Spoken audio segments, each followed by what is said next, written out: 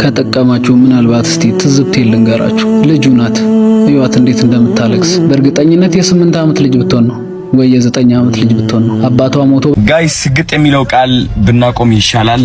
ምክንያቱም በጣም ብዙ ሰዎችን እያስቆጣን ያለው። ሰግጥ ፈምስ የሚለው እንቅስቃሴ በመንግስት መታገድ አለበት ሲል በድሉ አቅጅራ በማህበራዊ ስግጥ ዛሬ በጣም ደብሮኛል። ከስንት ጊዜ በኋላ በጣም ደበረኝ ዛሬ። እንደምታውቁት እኔ ውስጤ ላይ ያለው ስሜት አልዋሻችሁም። ከብዶኝ ነበረ ዛሬ፣ ጨንቆኝ ነበረ፣ ደብሮኝ ነበረ።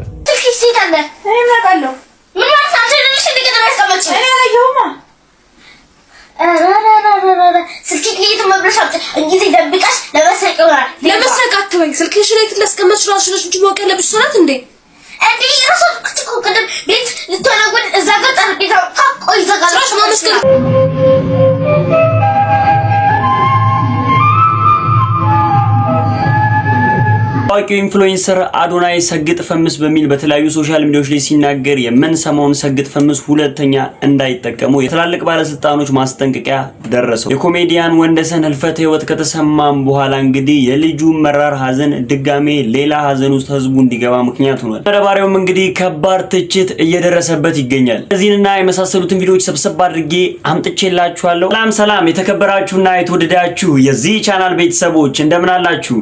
ዛሬም እንግዲህ እናንተን በሚመጥኑ ተመረጡ ቪዲዮዎች ለእናንተ መጥቼላችኋለሁ።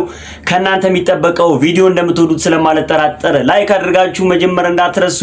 ሐሳብ አስተያየታችሁን፣ ወንድማዊ ምክራችሁን እንዲሻሻል እንዲለወጥ የምትፈልጉትን ደግሞ ማንኛውንም አይነት ወንድማዊ ምክራችሁን ኮሜንት ላይ እንድታስቀምጡልኝ እፈልጋለሁ። ወደ ቪዲዮ። ሳምንቱን በስፋት ሲያነጋግሩ ከነበሩት ቪዲዮዎች መካከል የዚች ትንሽዬ ብላቴና ንግግር ሳምንቱን በስፋት የተለያዩ ሰዎች እንዲነጋገሩበት ምክንያት ሆኗል።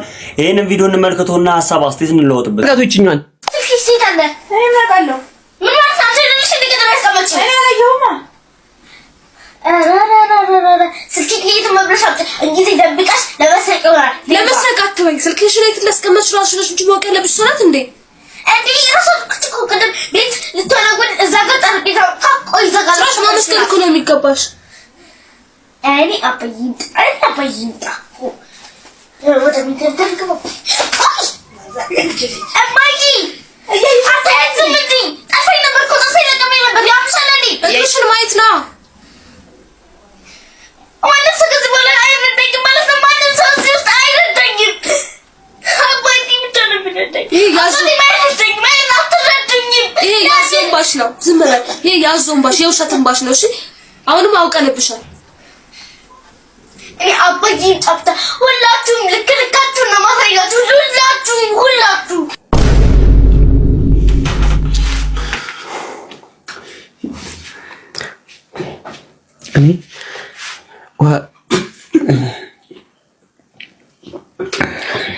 ወይ አረጋጋኝ። እኔ ወንድሟ ብሆን ምን አርጌ ይወጣልኛል ይሄ ነገር ከውስጤ። እውነት ተረጋግቼ ማወራችሁ የምር በጣም ደብሮኝ ነው። እውነቴን ነው የምላችሁ። ልጅ እንዴት እንደምናሳድግ ራሱ ግራ እየገባን ነው ላይ። አሁን እቺ ሴትዮ ውስጧ የ80 ዓመት አዛውንታለች ወይ? እኔ አሁን እንደው ግራ ግብት ብሎኝ ነው። እኔ ልሙት ውሃ ስለሚያረጋጋል ጎንጨት ያልኩት። እኔ ወንድሟ ብሆን እኔ አሁን ምን አርጌ ነው የሚወጣልኝ? ቅርጥጥጥ አርጌ በልቻት ነው ወይስ ከሶስተኛ ፎቅ ባናቷ ተቅያት ነው? በርበሬ ለዚች አላወጣም ለማጠን እንዴ በተወደደ በርበሬ እጄ ምን ሰጥቶ ሊበላ ይዘ ህዋ ይሄ ነው ዱንት ትጠጥ ወይኔ ለቤተሰቡ አድርሱልኝ። እንደው ስሞትላችሁ ቤተሰቡ ካላችሁ እቺ ልጅ ትንሽ ዱባ ከፍ ካለ በሆነ ጭስ ቤት ውስጥ አፈለ ተገላችኋለች። ወይ አዳሪ ነገር ውስጥ አስገቧት ወይ ደግሞ ከአካባቢው ራቅ አድርጓት። ጥርስ የለቅም ያለች እኮ አንተ እንደው በድድሽ በቀረሽ ሙጢ ካልወጣልኝ ግሲል ወይኔ እቺን በፒንሳ ነው ከስር መቆንጠጥ እንዴ በፒንሳ እንዴ ለቀቅ ጧ እንደው የምትወዱት ሰው አዘን ከውስጡ ያልወጣለት ታውቃላችሁ አይደል? የሚያንገበግበው የእግር እሳት የሆነበት እንደሱ ነው የነብኝ። እውነት ትረዱኛላችሁ ብዬ አስባለሁ። በሷ ብቻም ደግሞ አላበቃም። ከ15 ዓመት በታች ሆኑ እጅግ በጣም ትናንሽ ልጆችም አላስፈላጊ ነገርን እያደረጉ ተፖስቶ የተለያዩ ሰዎች ተቀባብሎታል። እኛም እንመልከትና ሐሳብ አስተያየት እንለውጥ።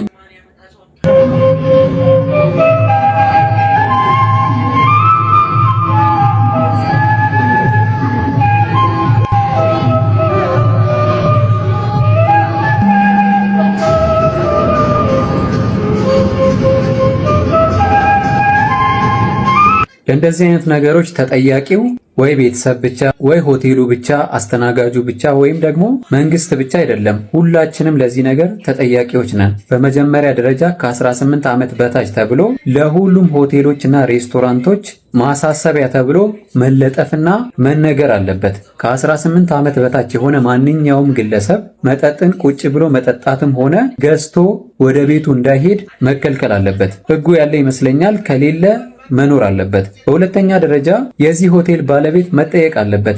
እንዴት እነዚህን የሚያካክሉ ህፃናት ያውም እኮ አንድ ሰው ሾልኮ ቢገባ ጥሩ ነበረ። 4-5 ሆነው ቁጭ ብለው በአንድ ላይ ድራፍት እንደዚህ ሲጠጡ ማየት እኔ በምን ህሊና አስተናጋጁና ሆቴሎቹ ለነሱ እንደሰጡም አይገባኝም። ከነሱ ባለፈ ደግሞ ይሄንን ቪዲዮ የቀረስከው ልጅ ከቪዲዮ በኋላ ምን እንዳደረግ ባላውቅም ከመቅረጹ ባለፈ ተነስተ መደረግ ያለበትን ነገር ብታደርግ፣ አስተናጋጆቹን ብትቆጣ፣ ብትከለክላቸው፣ ልጆቹንም ከዛ ብታስወጣቸው የተሻለ ይመስለኝ ነበረ።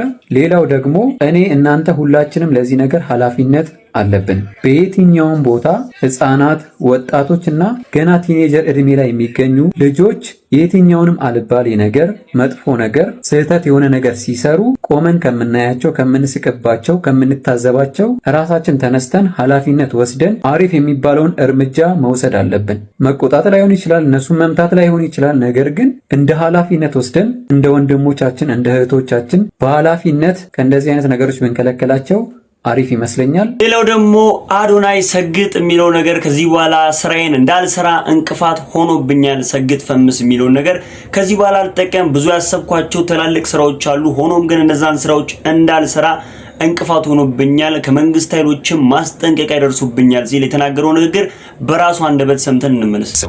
ለምንድን ነው ህዝቡን ደድብ የምትለው? ደድቦ ይህ ህዝብ ምንድን ነው የሚያደርገው? ደድብ ያልኩት እኔ ዝም ብላችሁ የጅል ስራ ስሩ እያልኩኝ አይደለም። የምትደድበው በነዛ መጥፎ ድምጾች ነው። መደደብ ማለት አለመስማት አይደለ? ደደብ ማለት ተቆርኩሞ ተነግሮ ማይሰማ አይደለ እንዴ? አዎ እነዛ ሐሳቦች ናቸው እኛ እየኮረኮሙ ወደ ማንፈልገው ህይወት የሚመሩ፣ ወደ እፍረት፣ ወደ ቁጭት፣ ወደ ስቃይ፣ ወደ ብቸኝነት፣ ወደ የበታችነት ስሜት የሚመሩን እነዛ መጥፎ ሐሳቦች ናቸው። ከነዛ መጥፎ ሐሳቦች የምንወጣው ደግሞ ከደደብንባቸው ነው። አልሰማህም ካልናቸው ነው። ቆንጆ አይደለህም ይላል። ኖ ቆንጆ ነኝ። አይናፋር ነኝ ይላል። ኖ አይደለሁም እኔ ደፋር ነኝ። ከሰው በታች ነኝ ይላል። አይምሮ ማለት ነው። ኖ እኔ ከሰው በታች አይደለሁም። ከማንም ከኔ አይበልጥም። እኔ ደግሞ ከማንም ሰው አልበልጥም። ሁላችንም እኩል ነን። ግን እኔ አንደኛ ነኝ። አየህ፣ እንደዚህ አይነት ድፍረት ከራስህ ጋር ለማምጣት እነዛ ድምጾች መክዳትና አለመስማት ነው ያስፈልጋል። እኔ የተጠቀምኩበት ቃላቶች ደግሞ እነዚህ ድድብ የሚለው ስግጥ የሚለው ቃላቶች በጣም ኃይለኛ የሆኑ ቃላቶች ከመሆናቸው የተነሳ ሰርጸው ይገባሉ። የሰው አይምሮ ሰብረው ይገባሉ። እነዛ መጥፎ ሐሳቦችን በኃይለኛው ነው የሚሰብሩት። ለምን ይመስላችኋል ቲክቶከር የበዛው በዚህ ጊዜ? it's because እነዛ መጥፎ ሐሳቦች እስካሁን እያሰሩት ነበረ።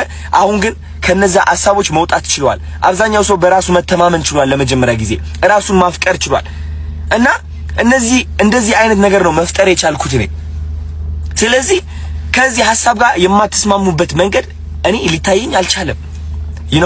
እንደ በጣም ብዙ ተከታታዮች አላችሁኝ አሁን ይህ ቪዲዮ የምትመለከቱ ሳትናደዱ የሆነ እኛንን ትክክል ብላችሁ ለመፎከር ሳትሞክሩ ቁጭ ብላችሁ እንደዚህ ሐሳባችሁ ብታጋሩ እነዚህ በሰግጥና በድድብ ለበረከቴ ስግጥ ለበረከቴ የሚለው ነገር የማይስማሙ ሰዎች ለማሳመን ብንሞክርስ ሁላችንም ሆነ እንዴት እያገዘንና ህይወታችን እንዴት እየቀየረ እንደሆነ ለማሳየት ብንሞክርስ? እስኪ ቪዲዮ ልቀቁ ጋይስ። በእኔ ሐሳብ የምትስማሙ ከሆነ ቪዲዮ ልቀቁና አወንታዊ በሆነ መንገድ ለማስረዳት እንሞክር። እንዴት እነዚህ ቃላቶች ፍቅር እየገነቡ እንደሆነ ኮንፊደንስ እየገነቡ እንደሆነ እስኪ እናስረዳ። ወይስ እኔ ብቻዬን ተሳስቻለሁ እንዴ? ገባችሁ? አብረን እስኪ እናስተምርና እናሳይ። ስፔሻሊ የተማራችሁ ሰዎች ዶክተር የሆናችሁ። ሌላ ደግሞ ኮሜዲያን ወንደሰን ህልፈት ህይወት አስመልክቶ እጅግ በጣም ትንሽ የሆነችው ብላቴና ልጁ መራር በሆነ ሀዘን ውስጥ ሆና የተለቀቀው ቪዲዮ በጣም ብዙ ሰዎችን አንገት አስደፍቷል፣ ብዙዎችንም በእንባ አራጭቷል። እሱ ቪዲዮ ከማለፋችን በፊት ከዚህ በፊት ኢቢኤስ ቲቪ ላይ ውስጥ ያክል እሱን ቪዲዮ እንመልከትና ወደ ቀጣዩ ቪዲዮ እናልፋለን። ደህና ዋላችሁ? እንዴት ዋላችሁ? ማን ነው? እንግዳ ብለው ጠርተውኝ ነበረ። እዚህ ናችሁ? እንዴት ዋላችሁ? እንዴ ሰላም ነው? በደም እኮ ይመጣል አይደል? ተባለ እንዴ አልነበረ?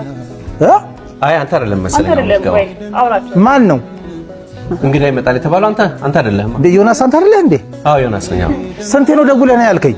እኔው ሰዓት ደርሷል አላልከኝም? ተሳስተህ እንዳይሆን ኢቢኤስ አይደል እንዴ? ቅዳሜ እንግዳ ነህ ብለኸኝ ጠርተኛል። ዮናስ አንተ አይደል እንዴ የደወልኩት? ሉላ እናንተ ተሳስተህ እንዳይሆን ሌላ እንግዳ ነው። አሁን ሌላ ሰው ነው አይዝ ነው ቀጠሮ ከኔ ውጪ ስንት ስራ ትቼ እኮ ነው የመጣሁት። ሉላ ቀጥረሻል? አይ መጀመሪያ ሽታይ አንተ አይደለም ይቅር እዚህ ድረስ መጥቼ አይ አይደለም ሰው ቀጥረና ኦሬዲ መታለችና በጣም ይቅርታ ሚስተር ዳይሬክተር ከት አንዴ እንግዳ ተሳስቷል። እዚህ ድረስ ጠርታችሁኝ ተሳስቷል አይደለም ሰዓቱ ነው እንኳን አልወጣም እንዴ ሰማ እንደዛ ጥሩ አይመስልም። አልወጣም እዚህ ድረስ ተጠርቼ ተከብሬ ተጠርቻለሁ አይደል እንዴ? ትክክል ነህ ልክ ነህ ምንም አትሳሳትም። ግን ካንተ በፊት የቀጠርነው ሰው አለ በጣም ይቅርታ ሌላ እንግዳ ነው አሁን የሚቀድመው። ነግሯቸዋል እናንተ እንዴ ምንድነው ስንባባል የነበረው እንዴ? ያው ስቱዲዮ ስለሆነ ስቱዲዮ ማክበር አለብን መቼም አይደል? እየጠበቀችን ነው ደግሞ በጣም ይቅርታ እንዴ ጓጉቼ መጥቼ ነው እንግዲህ ነው አይ ሉላ የተናገራችሁ ነገር አለ ነው ዮኒ ነው ሉላ አይ ከኔ ጋር ተደዋወልን እውነት እናንተን እንዲማ አይተከን አጨክንበት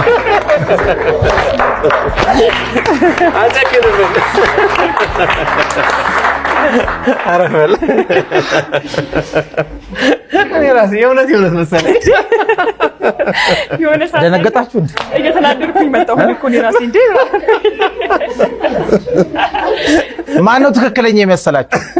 እውነቱን ተናገሩ እነሱን አመናችሁ አንተም እንደተደወለልህ ወይም በስልክ እንደተሳሳትክ እንጂ አንተም ትክክል ነኝ ነው ያልክ እነሱም ትክክል እንደሆንክ ነው ያሳየን። ሁለቱ ላይ ግን የተፈጠረ ሚስቴክ እንዳለ ነው እንጂ የተፈጠረ ሚስቴክ አለ ግን አምናችኋል። የእውነት ነው ዋናው አምናችሁ ገብቷል። እንግዲህ ኮሜዲያኑ ሳቅ በሳቅ ልንሆን ነው። ማን ነው ጥቂት ያስተዋውቀንና በቀጥታ ወደ ጉዳያችን እንገባለን። እንኳን ደህና መጣህ ዮኒ እንኳን ደህና ቆያችሁ። ሉላ ግን ኮስተር ስትል አንተ ሲሪየስ ደስ አለኝ። እንደውም እሷ በለጠች እኮ አልበለጠችም? እንግዳችን ግን እሱ ነበር። አሁን ደግሞ የትንሿን ብላቴና ታዋቂው ኮሜዲያን ወንደሰን ልጅ ያለችበትን ሁኔታ ተከታትለን እንመለስ። ከጠቀማችሁ ምናልባት እስቲ ትዝብት ልንገራችሁ። ልጁ ናት እዩዋት እንዴት እንደምታለቅስ። በእርግጠኝነት የ8 ዓመት ልጅ ብትሆን ነው ወይ የ9 ዓመት ልጅ ብትሆን ነው። አባቷ ሞቶ በጣም እያለቀሰች ነው። ኮሜዲያን ወንዶሰን አውራሪስ ይባላል። ሁላችሁም ታውቁታላችሁ። ከነ ፍልፍሉ ጋር ከነ ኮሜዲያን ደረጀ ጋር በጣም በጊዜው የናኘ በጣም ተወዳጅ የነበረ ልጅነታችንን ያሳመረ ትልቅ ኮሜዲያን ነው በወቅቱ። ግን ያው እንደምታውቁት ኢትዮጵያ ውስጥ ጊዜ ተለዋዋጭ ነው። የትኛውም አርቲስት ተረስቶ የሚሆን ሲሞት አትሊስት ለአንድ ሳምንት እንኳን ሞቱ አጀንዳ ይሆናል። ነፍስ ይማር ብዙ ነገር በቃ ወይ ለልጆቹ ወይ ደግሞ ለፋሚሊዎቹ የሆነ ነገር ይታሰባል። ግን አይገርምም? ጊዜ ግን በጣም ተቀያያሪ ነው። ዛሬ ላይ ይህ ሰው ሞቱ እንኳን አልተሰማለትም። ጥቂት ሰዎች ነው እየሰሙ ያሉት። ምክንያቱም በዚህ ሰዓት አጀንዳው ሌላ ነው።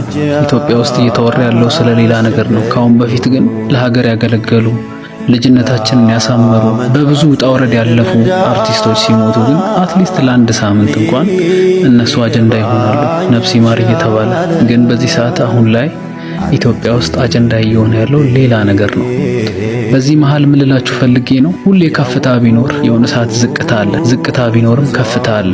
በሰዎች ብትከበቡ፣ አንድ ሰሞን ተወዳጅ ብትሆኑ፣ በጣም በሰዎች የምትፈለጉ ሰዎች ብትሆኑ፣ ከናንተ ውጪ ሰው የሌለ እንኳን ቢመስላችሁ፣ በሰዎች እንኳን ባትከበቡ፣ ማንም ከጎናችሁ ባይኖር፣ አጠገባችሁ ሰው ባይኖር፣ ተፈላጊ ባትሆኑ፣ ታዋቂ ባትሆኑ፣ ሰዎች የማይወዷችሁ ሰዎች ብትሆኑ እንኳን ያልፋል። ሁሉም ነገር አላፊ ነው። የማያልፍ እግዚአብሔር ብቻ ነው። ሪፖስት ሼር እያደረጋችሁ ለሁሉም አድርሱልኝ። ወዳችኋለሁ። ለኮሜዲያን ወንደሰን ለአድናቂዎቹ፣ ለቤተሰቦቹና ለመላው የኢትዮጵያ ሕዝብ በሙሉ ጽናናትን እመኛለሁ። ሁላችሁም እየገባችሁ እንግዲህ ወንድማችንን በአጸደ ገነት ያኑርልን እያላችሁ ኮሜንት መጻፋችሁን እንዳትረሱ። ሌላው ደግሞ አሁን የምናልፈው ሰመረ ባሪያው እጅግ በጣም ከፍተኛ ትችት እየደረሰበት ነበረ። ምንድነው የሚለውን እስኪ ተከታትለን እንመለስ። ሰመረ ባሪያው ራሽናል ማይንድ ያለው ሰው መልስ ይስጠኝ ሲል በአዶናይ ጉዳይ ላይ ክሪቲክ ያቀረበበትን ቪዲዮ አይቼው ነበርና እንደው ራሽናል ማይንድ አለኝ እቺ ሰውዬ በዛ መልኩ እንዳልሆነ ግን እንደማንኛውም ሰው የልጁን ሐሳብ እንደሚደግፍ አንድ ዜጋ መልስ መስጠት ስላለብኝ ነው። በመጀመሪያ ደረጃ ይሄ ልጅ ወጣት ነው። ወጣትነት ደግሞ ሀገር ተረካቢ አስረካቢ ነው። ብዙ ፍላጎት ይኖራል። በዚህ እድሜ ክልል ሪስክ የመውሰድ ፍላጎት ከፍተኛ ነው እና በእንዲህ አይነት እድሜ ላይ ላለ ወጣት ትንሽ መፈናፈኛ መላዋሻ ነገር የማርያም መንገድ ያስፈልጋል ራይት እና ትንሽ ባይቸኮል ለልጁ ጊዜ ብትሰጠው ብዬ አስባለሁ። በሂደት ግን ሁኔታዎች ሁሉ እያዳበራቸው በራሱ መንገድ ሞዲፋይ ሼፕ አፕ እያደረገ እንደሚሄድ አስባለሁ። ስለዚህ ሰመረ ለሰው ፋታ ስጥ፣ ጊዜ ስጥ። አንድ ሁለተኛ ነገር ደግሞ አቀራረብህ ትንሽ ሰዋዊነት ዋይዝ ያለመሆን ችግር አይባለው። your cadence of speech is zero, your presentation is wrong, your tonation is wrong። እንግዲህ ምን ቀረህ? እንደው ሁሉንም ፋውል አድርገዋል። በፋውል ወጣል። ያነጋገር ስርዓቱን አክብር። ፕላስ ሰውን በሰውነቱ ሰውን ተጠይፈህ ሰውን ከመጠየፍ ተጀምርና ነው ከዛ በኋላ የኔ ራሽናል የምትለውን ነገር የምታስቀድመው ማለት እና ባንተ ውስጥ ራሽናሉ የነገሩን ሐሳብ ፍሬ ሐሳቡን ራሱ እንዲያጠፋው የሚያደርገው ያንተ አቀራረብ ነው። ሰውን በመጠየፍ መልኩ አድርገህ ለምን ትናገራለህ? እና ሰዎች ወይ ስላጨበጨቡልህ ስለተከተሉህ ትክክለኛ መንገድ ላይ እና ማለት አይደለም። እና የረባ ባለሙያ ቢኖር እኮ በዚህ ጉዳይ ላይ ቀድሞውኑ ቢነግርህ ኖሮ እንዲያለ ስተት ባልፈጸምክ ነበር ነው right። ስለዚህ እነኚህ አንግሎችን ብታከብራቸው ካቀራረብ አንፃር ነው። ሌላው ደግሞ ምን ተሰርቶ ነው? ለምሳሌ አሁን ምን ተሰርቶ ይህ ሊታወቅ የሆነ ምናምን። በመጀመሪያ ደረጃ ስራ ተሰርቷል የሚባለው መቼና እንዴት ነው? አሁን 21ኛው ክፍለ ዘመን ላይ ነው ያለነው። ዜርፎር አውዶች ሁሉ በጣም ተቀይረዋል። እኛ ልጆች ሆነን 6ኛ ክፍል ሆነን ሳይንስ ትምህርት እኔ ማስታውሰው ስራ ተሰራ የሚባለው አንድ ነገር ከአንድ ቦታ ወደ ሌላ ቦታ ሲንቀሳቀስ ነው። ይሄ ማለት ቁስን ብቻ የሚመለከት ነው። የአሁኑ ዘመን ስራ ግን ቁስን ማንቀሳቀስ ብቻ አይደለም ስራ የሚባለው፣ የመንፈስ ሀብትና የመንፈስ ሪሶርስን የመንፈስ ስልጣንን ማንቀሳቀስን ጭምር ስራ ነው ይባላል ነው። አሁን አዶናይ እየሰራ ያለው ማቴሪያል ስራ ሳይሆን የስፒሪቹዋል ሪሶርስ ሞቢላይዜሽን እና ከቦታ ቦታ የኢንካም ኢኳሊቲን እንዲያመጣ በሚያደርግ መልኩ እየሰራ እንደሆነ ነው። ዴርፎር የዚህ ዘመን ስራ ይኸውልህ የቁስ ሀብትና መንፈሳዊ ሀብትን ሁለቱን ባላንስ አድርጎ መሄድ ነው። ኮንቴንትም ስራም ነው ሊባል የሚችለው ነው። ስትኖር በአሁኑ ዘመን የመንፈስ ሀብትን የመንፈስ ዕውቀትን ከቁስ ዕውቀት ጋር አስተናኝተህ ኦፕቲማይዝ አድርገህ ስትሄድ ነው ሰውኛ ባህሪ ያለው የሊቪንግ ስታንዳርድ የሚኖርህ ሊቪንግ ሲቹዌሽን የሚኖርህ ራሱ ማለት ነው። እና this has to be taken into account very seriously። ስለዚህ ብዙዎቹ ምን ሰርቶ ነው ትላላችሁ? በአሁኑ ዘመን ስራ ተሰራ የሚባለው ምን አይነት ስራ ሲሰራ ነው? እሱ አሁን የስፒሪቹዋል ዌልዝ ጋፕን እየደፈነ ነው። ስለዚህ ስራ እየሰራ ነው ብዬ አምናለሁ። this is my rational።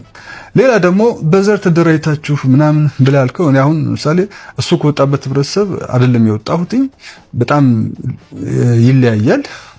ግን ደግሞ ሰዋዊነቱን ሞራሊቲን ሂዩማኒቲን ያከበረ የዳሰሰ የተዋጀ አይነት ስራ እየሰራ ስለሆነ ነው የደገፍኩት ነው።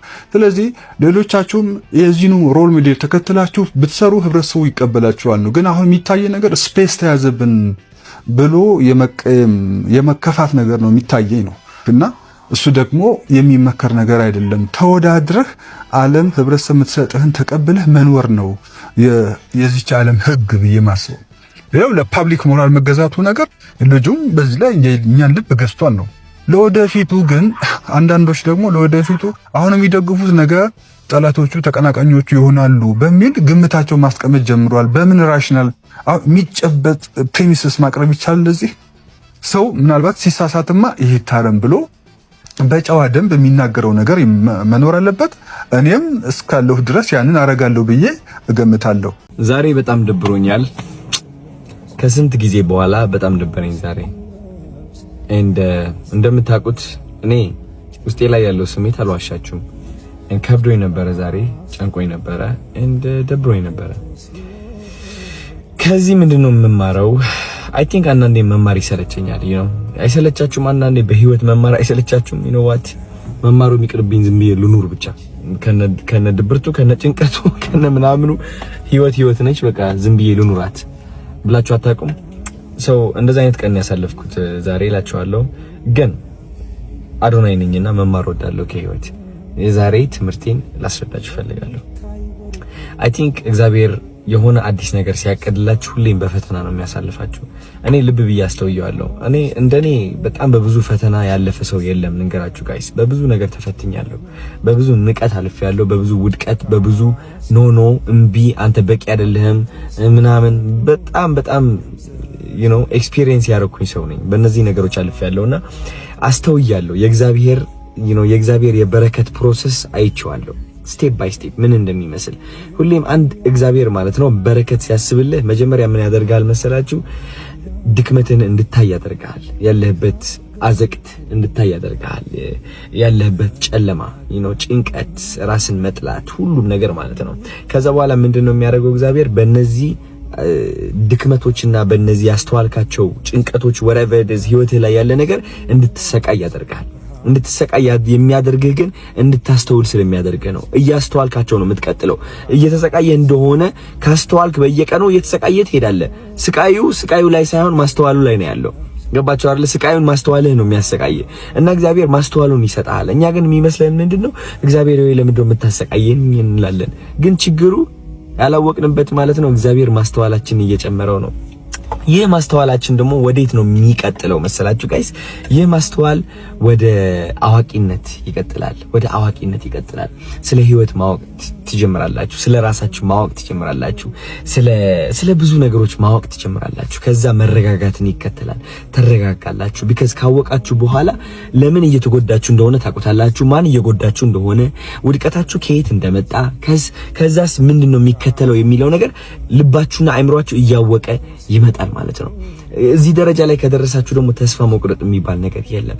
ከእውቀት በኋላ ከዛ ተስፋ አለመቁረጥ ይቀጥላል። ተስፋ አለመቁረጥን ደግሞ ምን ያመጣል? በረከትን ያመጣል። ይህ በረከት ደግሞ ከምታስቡት በላይ ትልቅ ይሆናል። እግዚአብሔር የፈለገው በረከት ይሆናል። ከዛ በኋላ ግን ከበረከት በኋላ ደግሞ ትንጥዬ ውድቀት ትከተላለች። እቺ ውድቀት ደግሞ ምንድነው የምታስከትለው? ማስተዋልን ታስከትላለች። ከማስተዋል በኋላ ደግሞ አዋቂነትን ታስከትላለች። ከአዋቂነት በኋላ ደግሞ ተስፋ ለመቁረጥን፣ ካለ ተስፋ ለመቁረጥ ወደ በረከት ማለት ነው ጋይስ። ስለዚህ ሁሌም ስቴፕ ባይ ስቴፕ ነው። እናንተ ሜቢ አሁን ድህነት ውስጥ ልትሆኑ ትችላላችሁ። መውጣት ያቃታችሁ ድህነት ውስጥ፣ ወይም ደግሞ ራስን መጥላት፣ ህይወትን አስጠልቷችሁ ሊሆን ይችላል። ሁሉም ነገር ሰልችቷችሁ ሊሆን ይችላል። ግን ማወቅ ያለባችሁ ይህ ህይወት እያስጠላችሁ አይደለም። እያስጠላችሁ እንደሆነ ነው እያስተዋላችሁ ያላችሁት። ይህ ህይወት ስቃይ የበዛበት አይደለም። ስቃይ የበዛበት እንደሆነ ነው እያስተዋላችሁ ያላችሁት። ስለዚህ ማስተዋሉን አትጥሉት። እግዚአብሔር ነው እንደ ትዕድልት እንደ በረከት ጠቅልሎ እየሰጣችሁ ያለው። ለምን? ለአዲሱ በረከታችሁ እያዘጋጃችሁ ስለሆነ ማለት ነው ጋይስ። ልንገራችሁ፣ ስቃያችን ማስተዋል ማንችል ከሆነ ጋይስ በረከታችንን ማስተዋል አንችልም። ልብ ብላችሁ ተገንዘቡልኝ። ስቃያችን የማስተዋል አቅም ከሌለን፣ ድክመታችን ጎዶሎነታችን የማስተዋል አቅም ከሌለን፣ ጥንካሬያችንና ስኬታችን የማስተዋል አቅምም የለንም። ስለዚህ እኔ ሁሌም ኦፍ ኮርስ ዛሬ አሁን ወድቅ ያለው ብዬ አስባለሁ። ያጋጠመኝ ነገር አለ። ገባችሁ አይደለ? የሆነ የደበረኝ ነገር አለ። አስተውየዋለሁ። ግን ይህ ውድቀት አስተዋልኩት እንጂ ይህ ውድቀት የኔ ሆኖ ለዘላለም አይቀጥልም። ማስተዋሌ ነው ዋናው ነገሩ። ካስተዋልኩኝ በኋላ ደግሞ አውቀዋለሁ እንዴት አድርጌ እንደምወጣ ከዚህ ውድቀት። ካወቅኩኝ በኋላ ደግሞ ተስፋ አልቆርጥበትም ብዬ እቀጥላለሁ። ገባችሁ አይደል? ከዛ መጨረሻ ምን ይመጣል? በረከት ይመጣል ማለት ነው። እንደዚህ ነው ጋይስ። የእግዚአብሔር በረከት በዚህ ይሰራል። በጣም እንደምወዳችሁ ማወቅ አለባችሁ ከምታስቡት በላይ። እሺ፣ እግዚአብሔር ነው የምላችሁ። እንደኔ ነው የምወዳችሁ እናንተ። የኔ መስታወት ናችሁ እናንተ። በደንብ ነው የምወዳችሁ። ጋሽ ሰለሞንን መኪና እንግዛላቸው። በጣም እየጠበቅኩኝ ነው ጋይስ፣ እንዳትረሱት። እወዳችኋለሁ። እሺ ቤተሰቦች፣ ለዛሬ ይዤላችሁ የመጣሁት የተመረጡ ቪዲዮዎች እነዚህን ይመስሉ ነበር። እንደወደዳችኋችሁ አልጠራጠርም። ቪዲዮን ላይክ ሳታደርጉ ጀምራችሁም ላይክ ማድረግ እንዳይረሳ። ሀሳብ አስተያየታችሁን ወንድማይ ምክራችሁን ኮሜንት ላይ አስቀምጡልኝ። ቀጣይ በተመረጡና አዳዲስ ቪዲዮዎች እስከምንገናኝ ድረስ ቸር ሰንብቱ። እወዳችኋለሁ።